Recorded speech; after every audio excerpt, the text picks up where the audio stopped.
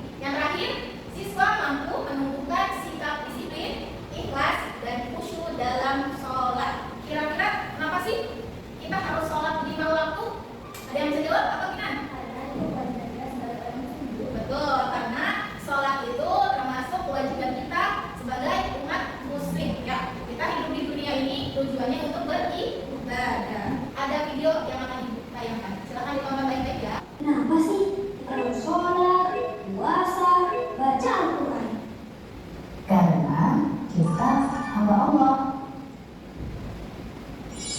Kita ini kan diciptakan Allah memang untuk beribadah.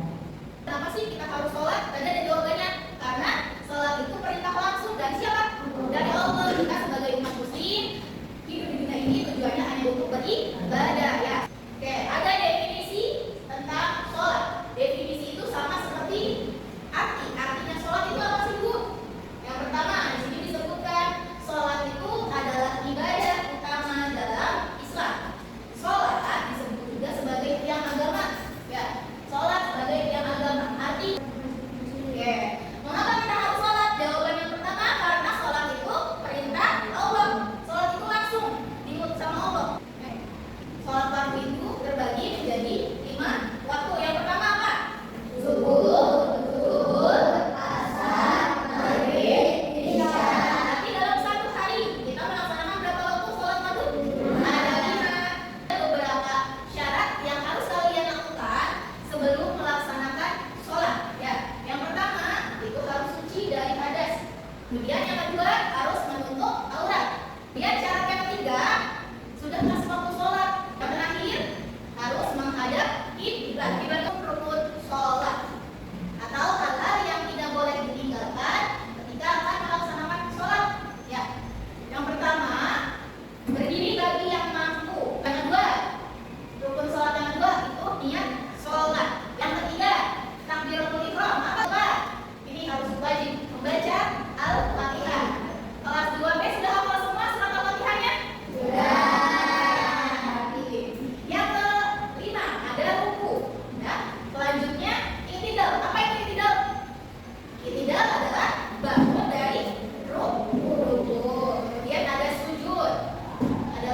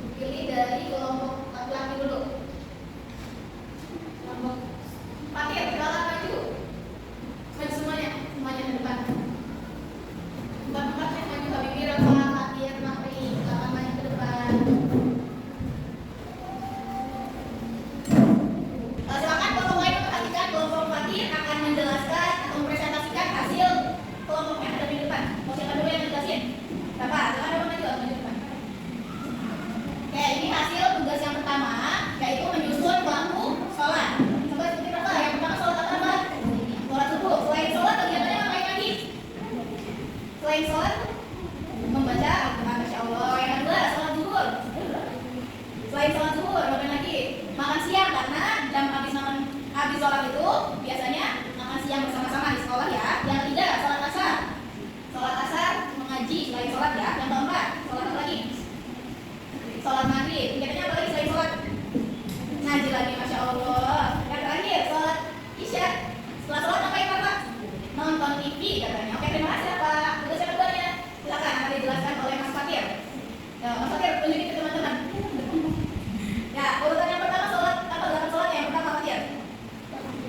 Tuh, takbiratul ihram atau mengangkat kedua tangan. Yang kedua, ruku. Kemudian i'tidal atau bangun dari ruku. Yang keempat, sujud. Kemudian ya duduk di antara sujud. Kemudian duduk tasyahud awal. Kemudian tasyahud akhir. Yang terakhir salam. Oke, beri tepuk tangan buat kelompok 1. Silakan boleh duduk lagi. Terima kasih. Boleh dikumpulin tugasnya. Terima kasih. Ya, betul lagi ya. Ini hasilnya. Ya, silakan dijelasin. Yang pertama, gerakan urutan sholat yang pertama guys. Takbiratul ihram, kemudian ruku, lalu ya sujud. Betul, kemudian tanda sujud. Ya. Terakhir salam. Oke, terima kasih Yasmin. Tugasnya kedua ya. Jelasin ya. Subuh, selain sholat subuh, ngapain kegiatannya?